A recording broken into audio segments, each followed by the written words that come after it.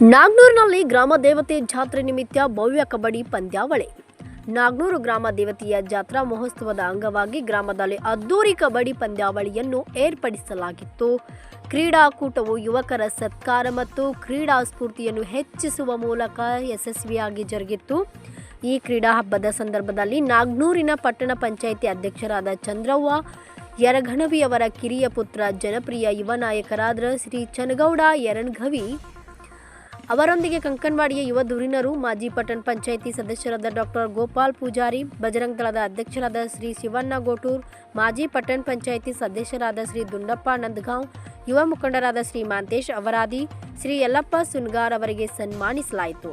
ಪ್ರಮುಖರು ಹಾಗೂ ಗ್ರಾಮದ ಹಿರಿಯರು ಉಪಸ್ಥಿತರಿದ್ದು ಕ್ರೀಡಾಪಟುಗಳನ್ನು ಪ್ರೋತ್ಸಾಹಿಸಿದರು.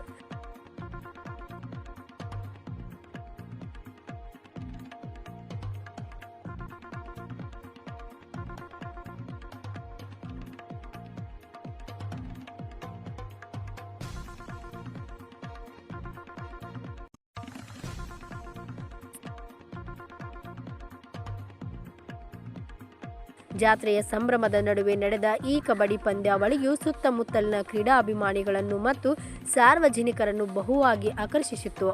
ವಿಜೇತ ತಂಡಗಳಿಗೆ ಗಣ್ಯರ ಸಮ್ಮುಖದಲ್ಲಿ ಬಹುಮಾನ ವಿತರಿಸಲಾಯಿತು. ವರದಿಗಾರ Bhajantri, UK first news, Belagavi.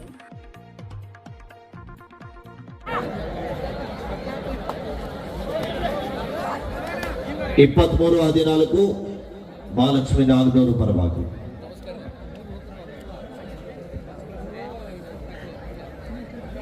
23-14 in favor of Nagpur.